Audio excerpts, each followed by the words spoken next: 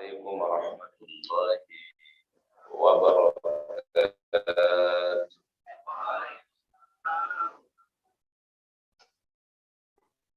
Alhamdulillahi rabbil alamin.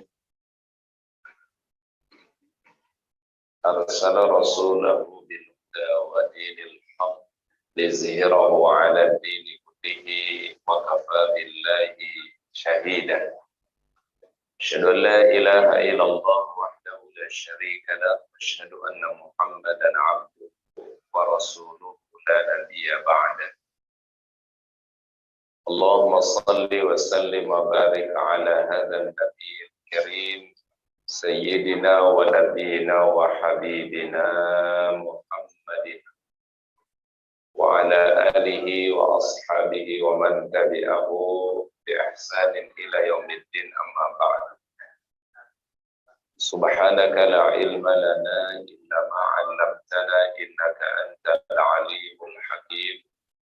Raditu billahi rabban wa bil islami dinan wa bi Muhammadin sallallahu alaihi wasallam nabiyyan. Allahumma anta rabbi la ilaha illa anta khalaqtani wa ana 'abduka wa ana ala ahdika wa wa'dika mastata'tu. A'udzu bika min syarri ma sana'tu bi ni'matika 'alayya wa aqulu bi zambi faghfir li fa innahu la yaghfiru dzunuba illa anta. Hadirin kaum muslimin jamaah salat subuh yang dimuliakan dan dicintai Allah Subhanahu wa taala. Alhamdulillah, puji dan syukur mari senantiasa kita panjatkan kepada Allah Subhanahu wa taala. Di pagi hari ini dengan izin dan ridha Allah taala kita bisa memenuhi panggilannya melaksanakan salat subuh berjamaah. Mudah-mudahan kita semua mendapatkan fadilah yang pernah disampaikan oleh baginda Rasulullah sallallahu alaihi wasallam, man shalla subha fi jama'atin faka'annama qama al-laila kullahu. Barang siapa yang salat subuh berjamaah, Allah Ta'ala memberikan kebaikan pahala setara dengan salat tahajud semalam suntuk. Ini fadilah yang luar biasa, Pak.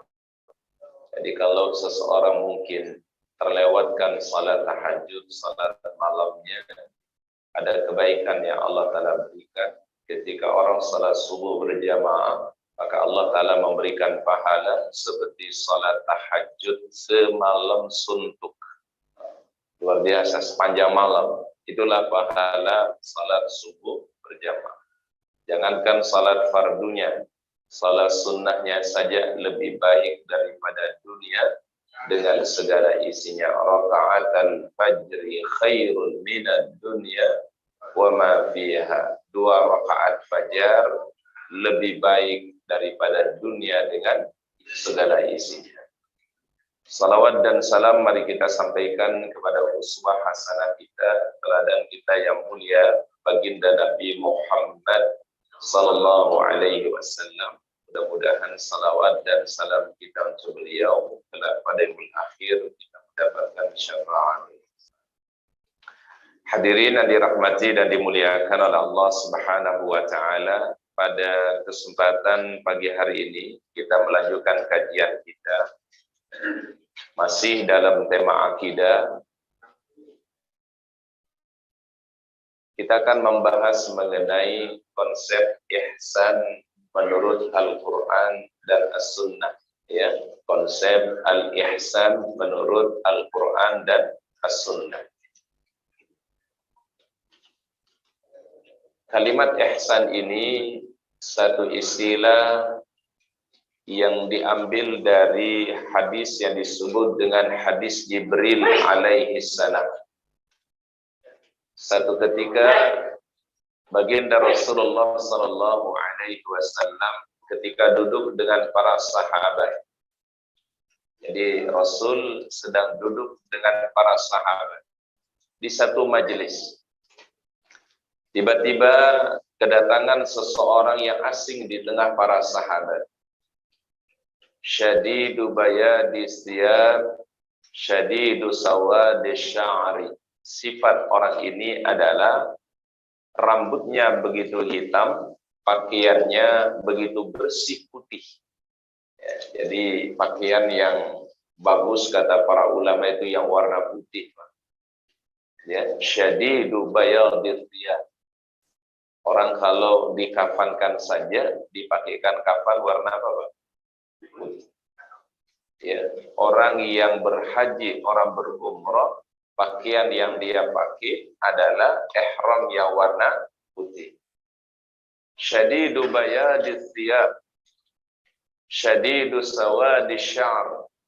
Jadi pakaiannya begitu putih dan rambutnya begitu hitam. La yura alaihi atharus safari, tidak terlihat orang ini habis pergian jauh. Biasanya orang kalau dalam pergian jauh pasti ada terlihat bekas-bekas perjalanan safarnya. Mungkin terlihat berkeringat, mungkin terlihat wajahnya lelah, letih, ya. Tapi ini enggak ada sama sekali. Bersih. La yura alaihi atharus safar, tidak ada bekas dari perjalanan jauh. Apalagi kalau ngelewatin gurun, Pak. Ya, Pak ya. Apalagi melewati apa, Pak? Gurun, ya, mungkin panas, mungkin berkeringat dan seterusnya. Tapi ini tidak sama sekali. Kemudian orang ini kata para sahabat, fajalasa'in dan Nabi sallallahu alaihi wasallam, dia langsung duduk di dekat Nabi sallallahu alaihi wasallam berhadapan dengan beliau. Wa asnada rukbatayhi ila rukbatayhi. Dia pertemukan dua lututnya dengan lutut Rasulullah sallallahu alaihi wasallam. Berarti duduknya begitu apa, Pak? Dekat dengan Nabi. Kemudian wa wada'a yadayhi ala fakhidaihi, dia meletakkan kedua tangannya di atas paha baginda Rasulullah sallallahu alaihi wasallam seperti seorang murid kepada gurunya. Jadi begitu dekat. Lalu orang ini bertanya, "Ma huwal Islam?" Apa itu Islam? Ini pertanyaan tentu adalah mengundang jawaban dari baginda Nabi sallallahu alaihi wasallam. Maka Rasul menjawab dengan rukun Islam yang 5. Mengucapkan dua kalimat syahadat, asyhadu an la ilaha illallah wa asyhadu anna Muhammadar Rasulullah. Wa iqamus salat, mendirikan apa?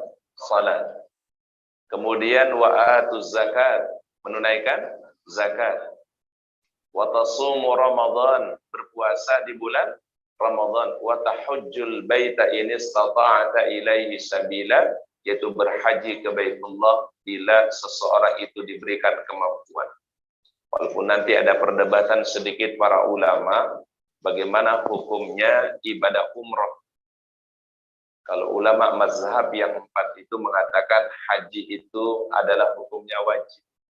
Namun umroh bagaimana hukumnya? Sebagian ulama mengatakan hukumnya wajib sama seperti haji, sebagian ulama mengatakan hukumnya sunnah. Ya, mungkin di zaman kita sekarang ini menjadi alternatif. Bila seorang belum mampu untuk menaikkan ibadah haji, apalagi masa menunggunya lama. Berapa tahun? Berapa tahun Bapak Ibu? Ada 1 tahun? Bukan setahun, 20 tahun, 25 tahun, 30 tahun, bahkan 35 tahun baru bisa berangkat. Maka di antara hikmah perbedaan pendapat para ulama ini adalah yang belum bisa berhaji, maka tunaikan ibadah umroh. Karena ada memang sebagian pendapat para ulama mazhab mengatakan umroh hukumnya wajib sama seperti hukumnya berhaji ke Baitullah. Memang kalau kita perhatikan haji dan umroh itu kan sebenarnya sama, Pak. Bedanya kan cuma di beberapa hal saja. Di wukuf Arafah, di mabit di Musdalifah, dilempar jumroh, itu aja bedanya, Pak. Yang lainnya mah sama, Pak. Berihramnya sama, tawafnya sama, sa'inya sama, bertahallulnya juga sama. Bedanya di mana tadi, Pak? Wukuf Arafah. mabit di Musdalifah. Dan yang ketiga adalah lempar jumroh. Sehingga orang kalau sudah pernah berumroh kemudian berhaji, itu biasa lebih mantap, Pak. Karena kenapa? Sudah ada gambaran, sudah ada bayangan. Oh, nanti kalau tawafnya seperti begini, kalau sa'inya seperti begini. Ya Pak ya, jadi sudah ada banyak Pak gambarannya. Jadi kalau ada seseorang yang mungkin belum bersempat berhaji, maka minimal tunaikan ibadah umrah. Wa tahujjul baita in istata'ta ilaihi sabila. Karena haji itu apa artinya Pak? Berkunjung. Berkunjung ke Baitullah. Sehingga kalau orang di Mekah Madinah itu semua dipanggil haji di sana Pak. Betul? Betul Bapak Ibu? Kalau Bapak Ibu umrah dipanggil di sana apa Pak? Haji. Ya. Kalau perempuan dipanggil hajah. Ya. Jadi dan juga jangan disalahkan kalau orang ngasih gelar haji atau hajah. Bisa perhatikan di YouTube itu ada yang membahas bagaimana masalah gelar haji dan haji. Silakan yang mau pakai gelar boleh, yang tidak mau juga boleh. Tapi jangan dipermasalahkan. Ya Pak ya, kita ini terkadang sering mempermasalahkan hal-hal yang kecil. Ya, hal-hal yang apa? Kecil. Yang mau pakai gelar haji tafadhol, yang tidak mau pakai haji juga silahkan. Ya Pak ya, yang penting jangan dipermasalahkan. Wong Arab Saudi aja panggil orang haji. Ya Pak, kok kita sekarang ini mempermasalahkan gelar haji dan hajah. Kalau mau dipakai, silahkan. Ustaz, tapi saya nggak mau pakai gelar haji saja juga. Nggak ada masalah. Ya Pak ya. Nah, ini semua kembali kepada apa Pak? Innamal a'malu binniyat. Nah, kembalikan kepada niat masing-masing. Ya. Jadi kalau gelar haji itu salah satu gelar yang insya Allah menandakan satu hal yang baik. Ya, berhaji. Mudah-mudahan semangat hajinya tetap dijaga. Ya, semangat ibadah hajinya dijaga. Karena mabrur haji itu jangan mabrurnya cuma seminggu, Pak. Pulang haji baru seminggu masih semangat, Pak. Ya, jangan mabrur itu cuma sebulan.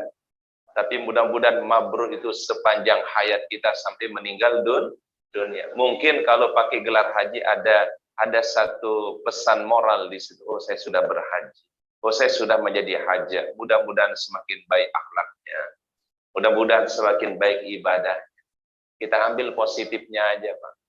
Ya, terkadang ustadz-ustadz sekarang tuh banyak membahas hal-hal yang sebenarnya tidak terlalu penting, Pak. Ya, masalah gelar haji, hajah pun juga dibahas. Jadi umat ini lama-lama sering bingung, Pak. Ustadz ini bilang begini, ustadz ini bilang begini. Jadi yang bingung siapa, Pak? Yang bingung siapa, Pak? Bukan ustadznya yang bingung siapa? Umat. Kasihan umat ini. Kasihan jamaah ini. Ya. Jadi hal-hal sekali lagi yang tidak terprinsip itu tolong kita minimkan. Ya. Apalagi masalah fikih jangan terlalu diperdebatkan. Ustadz ada yang sholatnya takbirnya begini, ada yang takbirnya begini, ada yang takbirnya begini. Silakan monggo pilih mana yang kita pahami, mana yang kita yakini, jalankan. Ya, selama kita punya dalilnya, punya dasarnya. Ustadz, saya kalau subuh kunut, sholatnya kunut, monggo kalau itu yang diyakini sebagai ada dalilnya, ada dasarnya, diyakini silakan. Tapi ada mungkin juga yang tidak kunut, juga monggo silakan selama ada dalilnya, ada dasarnya, ada pendapatnya dari para ulama mazhab, kita jalankan. Yang penting saling memuliakan dan menghormati. Karena ini bukan masalah akidah, Pak. Ini masalah fikih.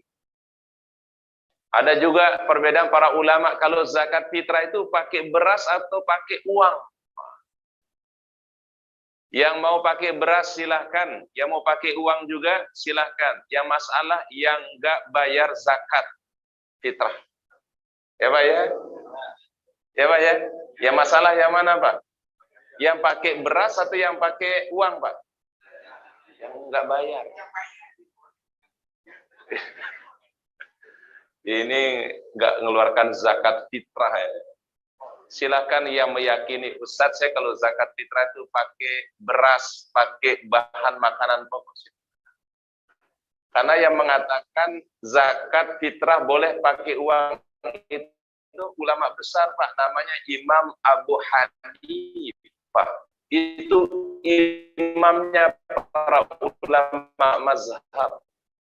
Gurunya Imam Malik, nanti tersambung dengan Imam Syafi'i, tersambung dengan Imam Hambal, itu maha gurunya itu, Pak. Kalau ada orang yang nggak mampu dengan qimah, boleh menggunakan uang. Jadi ini masing-masing ada dasarnya, Pak. Dan kita di Indonesia ini keluarkan zakat fitrahnya pakai apa, Pak? Beras apa kurma? Beras. Ya. Kalau kurma di mana dipakai, Pak? Di Jazirah Arab. Di sana pakai gandum, di sana pakai kurma. Di sini kita pakai beras karena itu sama-sama bahan makanan. Mungkin di Indonesia bagian timur sana nggak pakai beras kali, Pak. Pakai apa? Sama. Mungkin sebagian daerah mungkin nggak pakai beras, Pak. Pakai jagung. Mungkin bahan makanan yang mereka makan sehari-hari apa? Jagung. Jadi monggo, ini semua ada dasarnya, ada ijtihadnya dari para ulama. Dan ini bukan masalah akidah. Ya, Pak ya. Nah, sehingga kalau ada yang bertanya, gimana hukumnya umroh? Sebagian ulama mengatakan hukumnya wajib, sebagian ulama menghukumi adalah sunnah. Dan perbedaan ulama ada kebaikannya untuk kita semua. Contoh yang lain, Pak. Ketika orang itu sujud, ada dua hadis dari Rasulullah SAW. Yang pertama mengatakan kalau orang sujud, dia dahulukan tangannya dulu, kemudian lututnya. Betul. Ini yang diambil oleh Imam Ahmad bin Hanbal atau mazhab Hambali. Tetapi ada juga hadis yang lain, juga sahih hadisnya adalah dahulukan lutut dulu, kemudian baru tangan. Ini yang diambil oleh Imam Asy-Syafi'i. Ada enggak hikmahnya untuk kita semua? Sangat banyak hikmahnya. Bagi yang ada keluhan pada lututnya. Ya, betul enggak? Betul enggak, Bapak Ibu? Yang punya keluhan di lututnya, apalagi sekarang zaman ini banyak orang yang lututnya sakit. Masih muda, Pak, 30 tahun, 35 tahun udah tulangnya udah sakit, Pak. Ya. Ini sudah sakit tulangnya, Pak.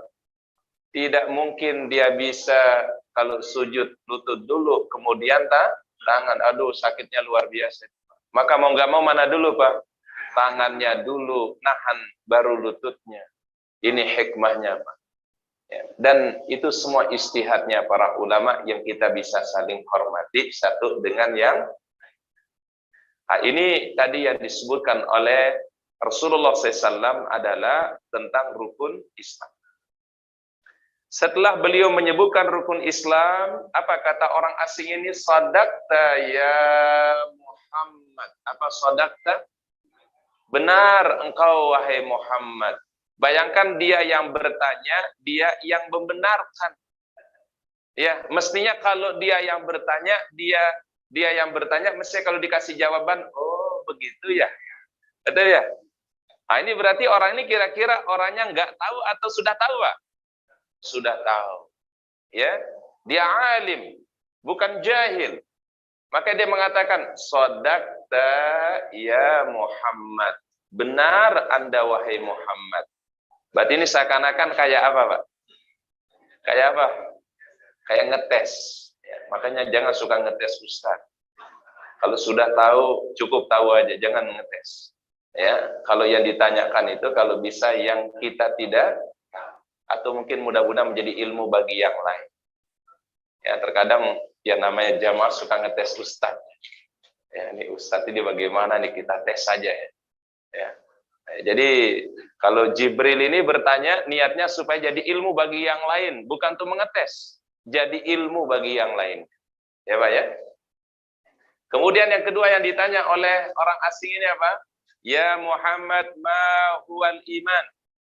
Apa itu iman wahai Muhammad, wahai Rasulullah? Maka Rasul menjawab dengan rukun iman yang 6. Antu'mina billahi, beriman kepada Allah. Kemudian yang kedua, wa malaikatihi, beriman kepada para malaikatnya. Wa kutubihi, beriman kepada kitab-kitabnya. Bukan satu kitab, tapi kitab-kitab yang diturunkan oleh Allah. Selama belum selewengkan dari ajarannya. Kemudian warusulihi, beriman kepada rasul-rasulnya. Kemudian wal yaumil akhir, beriman kepada hari akhir. Yang keenam, wa tu'mina bil qadari khairihi wa syarrihi minallahi ta'ala, beriman kepada semua ketetapan Allah, baik yang engkau sukai ataupun yang tidak engkau sukai. Kemudian orang ini mengatakan, shadaqta ya Muhammad, benar Anda wahai Muhammad. Ini lagi-lagi dia mengatakan, benar engkau wahai Muhammad. Berarti orang ini sebenarnya dia sudah tahu, tetapi bertanya kepada baginda Nabi Shallallahu Alaihi Wasallam. Supaya kenapa? Menjadi ilmu bagi yang lain. Kemudian yang ketiga, orang ini bertanya, ma huwal ihsan? Apa itu ihsan wahai Muhammad? Maka beliau menjawab, ihsan itu adalah anta'budallaha ka'annaka tarah, fa illam takun tarahu fa innahu yaraka. Beribadalah engkau kepada Allah seakan-akan. Ini kalimatnya mohon diperhatikan. Seakan-akan engkau melihatnya, engkau menyaksikannya. Fa illam takun tarahu. Tapi kalau engkau tidak melihat dia dan kita tidak punya kemampuan melihat Allah Ta'ala di dunia, fa innahu yarak. Hadirkan dalam hati, hadirkan di dalam jiwa kita, fa innahu yarak, dia selalu melihat, mengawasi dan memonitormu. Itu kata Rasulullah sallallahu alaihi wasallam. Orang ini kemudian mengatakan lagi, shadaqta ya Muhammad. Apa shadaqta tadi, Pak? Benar Anda wahai Muhammad. Berarti ditanya 3 poin oleh orang tadi. Pertama al-Islam, yang kedua al-iman, dan yang ketiga adalah al-ihsan. Lalu orang ini bertanya kepada baginda Rasul, ya Muhammad, mata sa'ah? Kapan terjadinya hari kiamat? Bayangkan, ini hadis ini penting, Pak. Karena di situ juga bertanya tentang kiamat. Mata sa'ah? Ya, karena orang modern sekarang ini pun juga ada yang ingkari kejadian kiamat. Ada yang mengingkari hari akhirat. Pentingnya hadis ini kata para ulama, sampai orang asing ini bertanya kepada Nabi, mata sa'ah? Kapan hari kiamat terjadi? Apa jawabannya Nabi sallallahu alaihi wasallam? Mal mas'ulu anha bi'a'lama minas sa'il. Tidaklah yang ditanya lebih tahu daripada yang bertanya. Berarti Rasul nggak tahu, Pak. Kalau bahasanya jamaah itu wallahu a'lam. Apa wallahu a'lam? Hanya Allah yang tahu ilmunya. Bukan kita, bukan malaikat Jibril, bukan Rasulullah. Wallahu a'lam. Kemudian orang ini tanya lagi, fama amaratuha ya Muhammad, apa tanda-tanda dari kiamat? Nah, kalau ini Rasul tahu, Pak. Kalau tandanya beliau tahu, Pak. Karena disampaikan wahyu oleh Allah Subhanahu wa taala. Apa tanda yang pertama kata beliau? Antalidal amatu rabbataha. Seorang budak perempuan melahirkan tuannya. Antalidal amatu rabbataha. Seorang budak perempuan melahirkan apa? Tuannya. Kira-kira apa maksudnya? Para ulama hadis artinya adalah seorang anak yang durhaka kepada kedua orang tuanya. Jadi itu satu kalimat dalam bahasa Arab, kiasan bahasa Arab, maknanya adalah anak yang durhaka kepada orang tuanya. Diibaratkan oleh Rasulullah SAW seperti seorang budak perempuan yang melahirkan tuannya. Jadi orang tua itu diibaratkan seperti budak, anak itu dianggap seperti tuan. Bisa juga makna yang kedua adalah seorang anak memperlakukan orang tuanya tidak jauh beda seperti memperlakukan seorang budak. Nauzubillah. Ya, bahkan mohon maaf bukan hanya durhaka kepada orang tua, tapi ada yang sampai menghilangkan nyawa orang tuanya. Terjadi nggak Bapak Ibu? Terjadi nggak? Ya. Seorang anak tega menghabisi orang tuanya. Seorang anak tega membunuh orang tuanya. Seorang anak tega membawa orang tuanya ke ranah hukum. Cuma masalah sepele, Pak, dilaporkan orang tuanya ke pihak berwajib, kemudian orang tua ditangkap dan diadili dan dihukumi dan masuk penjara. Ya, cuma masalah kecil. Cuma masalah sederhana. Ini Rasul sudah prediksikan 14 abad yang silam akan muncul masa di mana anak itu durhaka kepada orang. Ini yang terjadi kata Nabi SAW. Yang kedua, wa antaral hufatal urata ri'a asya'i yatatawaluna fil bunyan. Engkau menyaksikan satu masyarakat, satu daerah, kata Nabi SAW, yang dulu mereka pengembala kambing. Mereka tidak pakai sendal, nyaris mereka tidak pakai pakaian, kata Nabi. Tetapi mereka berlomba-lomba membangun bangunan yang tinggi. Di hadis yang lain, Pak, di riwayat Imam Tirmizi dikatakan, siapa mereka ini, kata Rasul? Humul Arab. Siapa mereka, Pak? Al-Arab. Apa Al-Arab itu, Pak? Bangsa Arab saat ini. Terutama negara yang berada di negara Teluk. Negara ini, Pak, baru maju setelah ditemukan minyak. Dulu sebelumnya, Pak, kondisinya sangat disayangkan betul. Tapi sekarang menjadi negara yang sangat maju. Ya, membangun bangunan yang luar biasa. Ya, ada negara namanya Dubai, ada Abu Dhabi, ada apa lagi? Ada Qatar, ada Bahrain, ada Kuwait, ada Saudi Arabia. Itu masuk dalam kategori hadis tadi sabda baginda Nabi SAW. Humul Arab, yang berada di wilayah sekarang yang disebut dengan wilayah negara apa? Teluk. Dan mereka membuat bangunan yang tinggi sebagai ikon kebanggaan, Pak. Jangan jauh-jauh, Pak, di dekat Masjidil Haram saja. Ada tower yang luar biasa, namanya Tower Zam-Zam. Siapa yang mengira di dekat Masjidil Haram akan bisa seperti itu, Pak?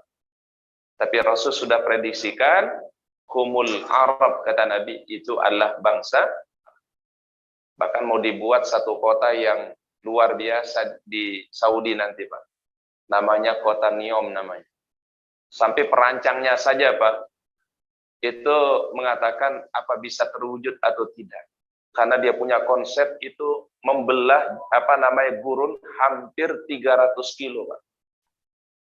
Sepanjang dari Saudi sampai perbatasan Yordan, Pak. Melewati Teluk Aqobah namanya. Ya kan, ini proyek ini apa bisa berjalan atau enggak? Tapi sedang dirancang.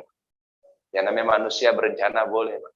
Tetapi tetap adalah nanti ketetapan Allah Subhanahu wa Ta'ala. Ingin membuat satu kawasan, yaitu kawasan termegah nanti di Jazirah Arab.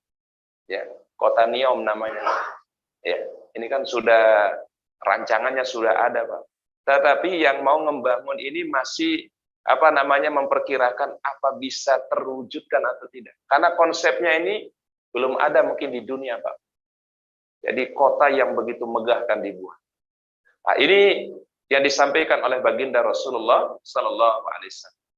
Kemudian setelah itu orang ini pergi, Pak. Orang asing ini pergi. Maka Sayyidina Umar bertanya, ya Rasulullah, manis sa'il? Tadi yang bertanya itu siapa sih ya Rasulullah? Jadi berarti sahabat nggak tahu ya, Pak, ya? Siapa yang datang ini nggak tahu, Pak. Apa kata baginda Rasul?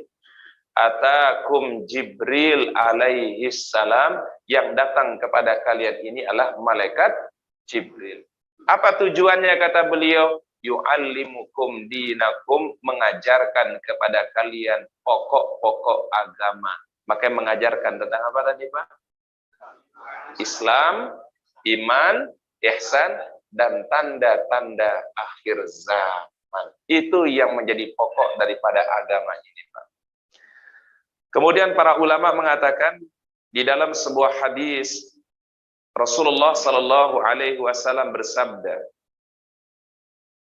"Man ahsana ibadata rabbih." Barang siapa yang beribadah dengan sebaik-baiknya kepada Allah Ta'ala. Dan ibadah yang baik itu ada dua poinnya, Pak. Pertama adalah ikhlasun niyat, mengikhlaskan niat karena Allah, wa mutaba'atur rasul, dan mengikuti sunnah Rasulullah Sallallahu Alaihi Wasallam. Itu yang dimaksudkan wa ahsana ibadati rabbih. Siapa yang ibadahnya dengan sebaik-baiknya. Bisa jadi mohon maaf, Pak, salat di saf yang sama, di masjid yang sama, tetapi mungkin kualitas ibadahnya bisa berbeda-beda. Betul, Pak? Mungkin kekhusyuannya bisa berbeda-beda. Mungkin keikhlasannya bisa berbeda-beda. Padahal sholat di masjid yang sama, sholat di saf yang sama, Pak. Mungkin mutaba'atul rasulnya bisa berbeda-beda. Ya. Apa sabda baginda Rasul? Lahu ajruhu marrataini. Allah Ta'ala berikan kebaikan pahala 2 kali lipat. Jadi yang ibadahnya sesuai dengan petunjuk Rasulullah, ibadahnya ikhlas, ibadahnya khusyuk, Allah Ta'ala memberikan pahala 2 kali lipat daripada yang lainnya. Falahu ajruhu marrataini. Marrataini itu berapa? 2 kali lipat. Kalau marrah sekali, Pak. Tapi marratain 2 kali lipat. Berarti maksudnya apa, Pak? Kualitas ibadah itu sangat menentukan juga pahala yang Allah Ta'ala. Ya sama kayak tingkat kekhusyuan. Orang yang khusyuknya sekian persen, ya pahalanya segitu. Kalau khusyuknya semakin maksimal, Allah Ta'ala berikan pahala yang maksimal. Ya, jadi artinya adalah ibadah itu sangat dibutuhkan sebuah kualitas. Itu yang Allah Ta'ala sebutkan di surat Tabarak. Alladzi khalaqal mauta wal hayata liyabluwakum ayyukum ahsanu amala wa huwal azizul ghafur. Dia Allah yang menjadikan kematian dan kehidupan supaya menjadi ujian manusia. Ayyukum ahsan amalan, siapa yang paling baik amalnya di sisi Allah. Allah Ta'ala menggunakan kalimat ahsan. Ahsan itu apa dia? Ahsan, Pak? Paling baik, bukan baik, Pak. Paling baik. Dalam bahasa Arab namanya isim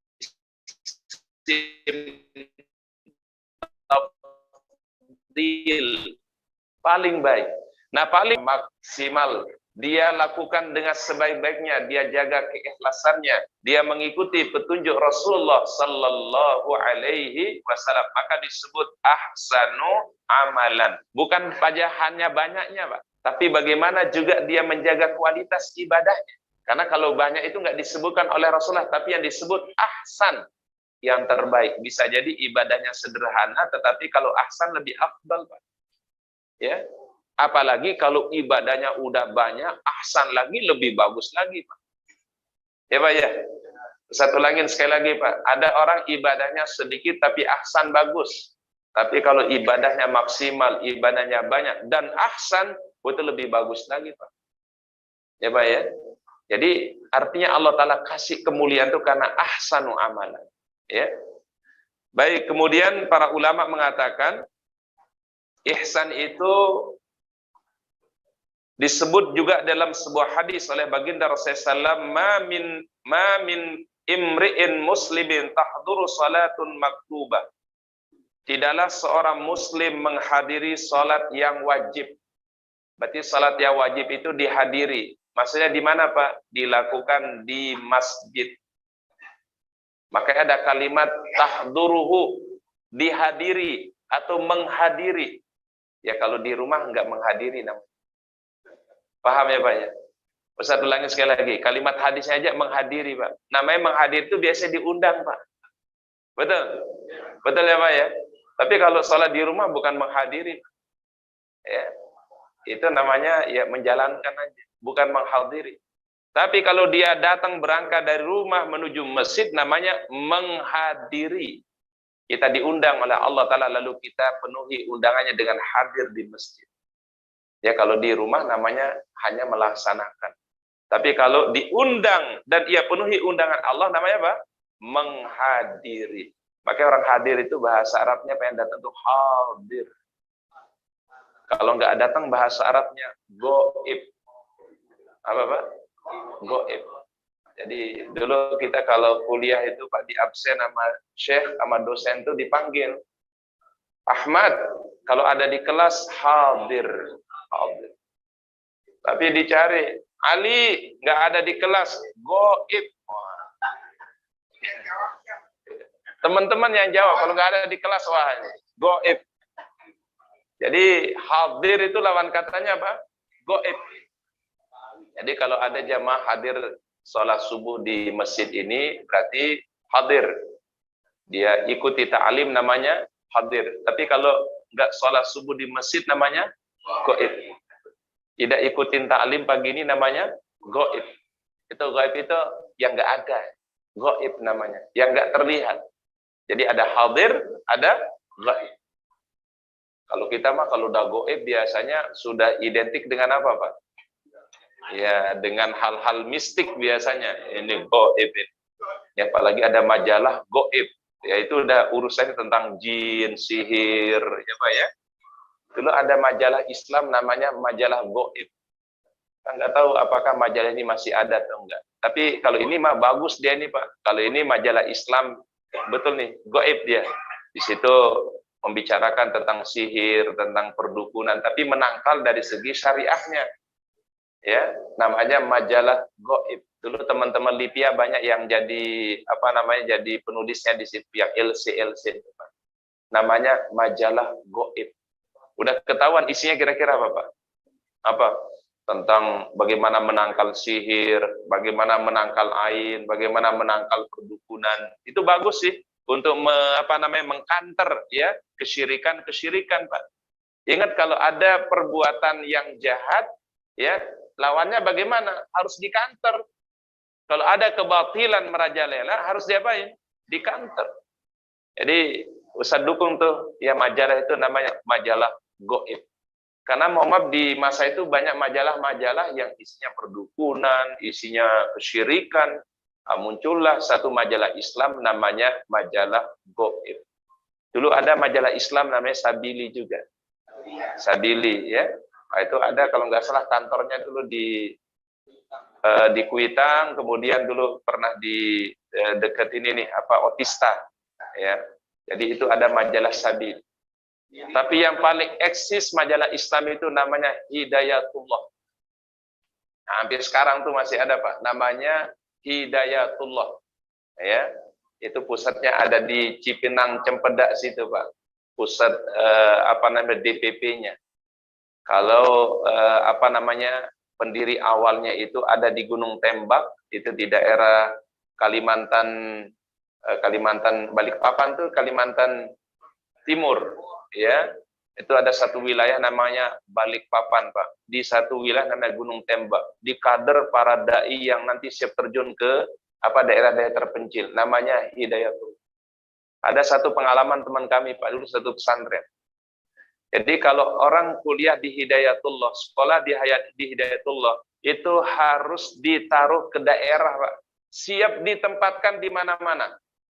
Dan pimpinan pesantren di sana itu Pak ngasih cuma uang berangkat tapi nggak ngasih uang pulang Pak. Paham Pak? Ada teman kami ditugaskan ke wilayah Timika. Timika itu Papua sana. Dikasih uang berangkat tapi tidak dikasih uang pulang Pak. Ini saya belikan tiket kata pimpinan pesantrennya, dikasih uang berangkat doang Pak. Ya, pakai kapal laut. Ya, dari Surabaya karena ada pendidikannya di Surabaya, pendidikan dai-nya di Surabaya. Dibelikan tiket untuk ke Papua sana, tapi nggak dikasih untuk tiket pulang, Pak. Apa maknanya, Pak? Jangan pernah balik sebelum engkau bisa membuat di situ pengkaderan dai-dai, engkau bisa membina masyarakat di situ. Dan betul, alhamdulillah, rata-rata kader dari Hidayatullah itu punya pesantren di seluruh daerah. Karena pimpinannya Pak bagus. Ngasih cuma uang apa Pak? Uang berangkat. Tidak ada uang pulang Pak. Ya. Kenapa Pak? Orang Padang ya gitu ya. Jadi kalau sebelum berhasil, jangan pulang. Alhamdulillah. Jadi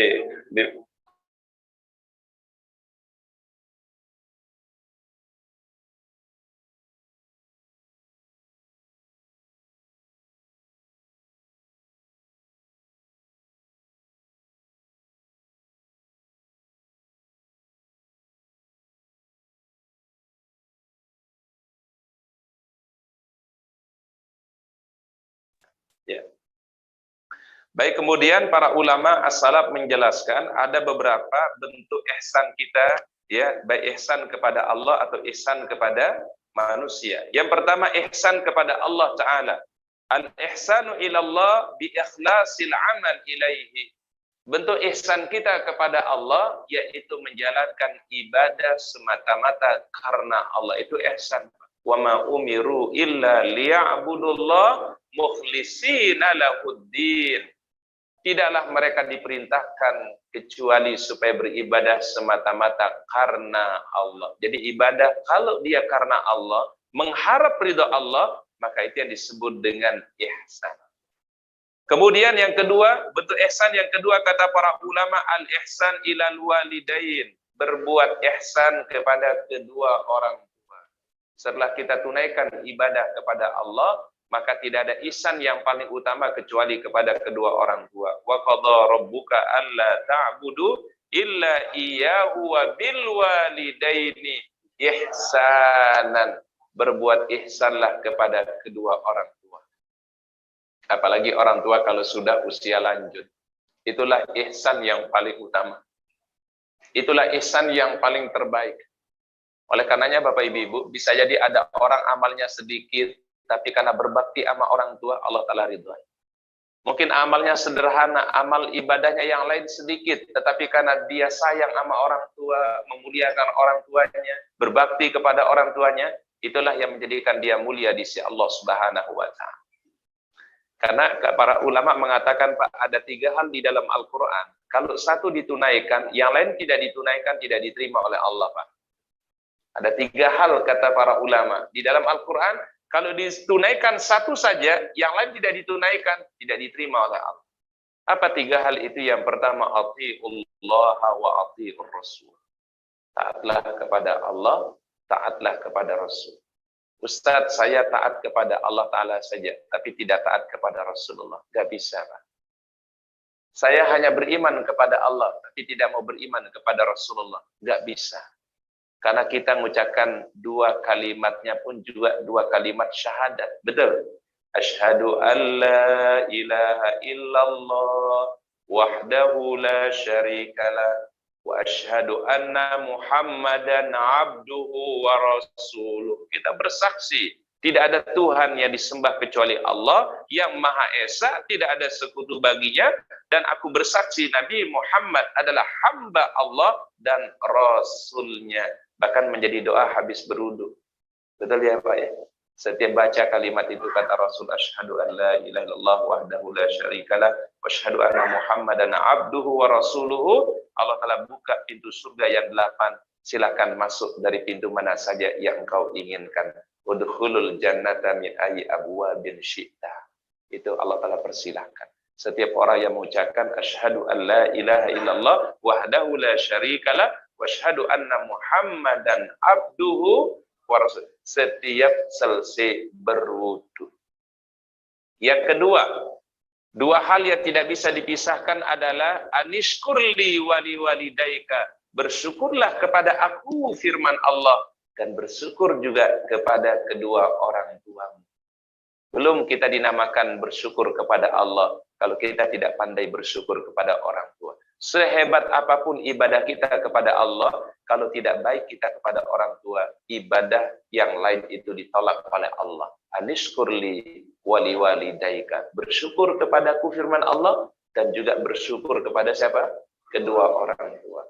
Kemudian yang ketiga yang nggak boleh dipisahkan, Pak, aqimus salata wa atuz zakat. Jangan pisahkan antara sholat dan zakat.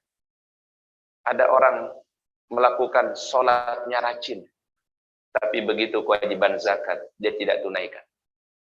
Ada yang zakatnya luar biasa, zakatnya, hartanya dia banyak infakkan, dia banyak berikan di jalan Allah, tapi tidak tunaikan salat. Karena ada orang berpikir hidup itu yang penting baik, Pak. Karena ada yang punya prinsip, yang penting hidup itu baik. Baik itu apa artinya? Ya menjalankan baik pada umumnya. Ya sama orang bagus, sama siapa aja baik. Tapi sholat, giliran sholat nggak mau, Pak. Giliran puasa nggak mau. Kalau dia tunaikan zakat, maka juga ibadah sholatnya jangan ditinggalkan. Makanya dulu Abu Bakar As-Siddiq itu adalah orang yang memerangi mani'uz zakat. Orang yang tidak mau membayar zakat. Hakimus salata wa atuz zakat. Tunaikanlah salat, keluarkan zakat. Jadi dua-duanya mesti dijalankan. Ada berapa tadi Pak? Ada 3 kata para ulama. Pertama, ati'ullah wa athi'ur rasul. Yang kedua, anishkurli wali walidayka. Yang ketiga, apa yang ketiga tadi? Aqimus salata wa atuz zakat. Ini nggak bisa dipisahkan satu dengan yang lainnya. Apalagi menggunakan kalimat wa. Apa artinya wa? Waw itu ataf dan aqimus salat wa atuz zakat. Kemudian apa tadi? Athi'ullaha wa athi'ur rasul. Anishkurli wali walidayka. Dua hal yang nggak boleh kita pisahkan. Maka Islam itu harus hadir di dalam kehidupan kita secara universal, secara syamil, secara sempurna. Kemudian yang ketiga, yang terakhir adalah al-ihsan ila zaujah, ya, berbuat baik kepada pasangan, kepada istri, memuliakan istrinya. Suami yang paling baik itu suami yang mencintai istrinya, jangan disakiti, jangan dizalimi, ya. Ya para suami,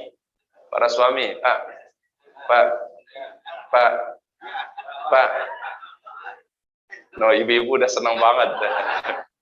Ya, jadi suami yang baik, sabda baginda Rasul, khairukum li ahlihi wa ana khairukum li ahli.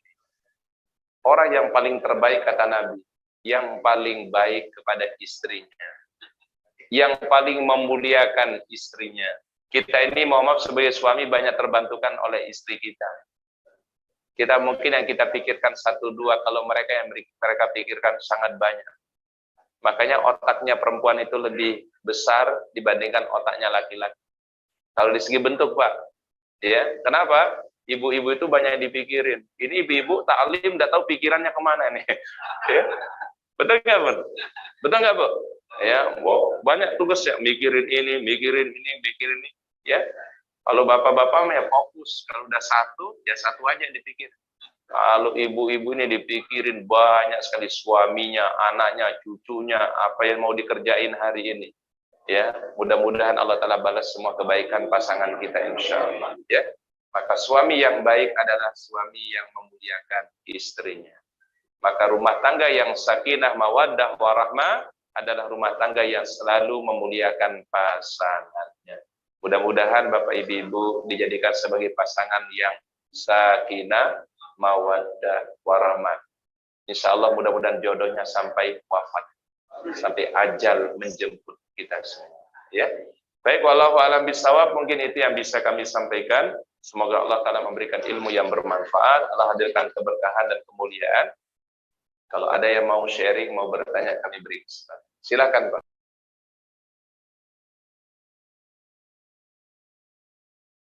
Perhatikan ayatnya, Bapak Ibu. Atiullaha wa atiur rasul. Kalau kepada Allah, kepada Rasul itu kalimatnya kedua-duanya taat.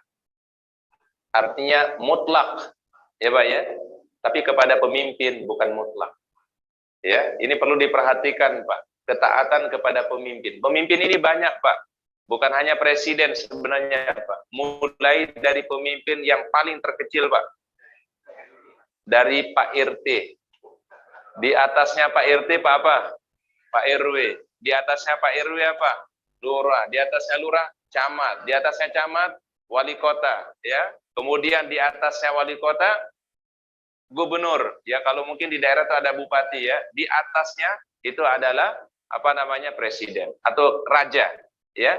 Sebagian orang memahami pemimpin itu harus ditaati secara mutlak, tidak.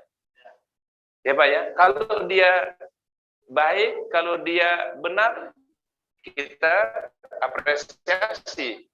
Tapi bila ada kesalahan, ada sesuatu kebijakan yang bisa merugikan agama, wajib untuk diluruskan.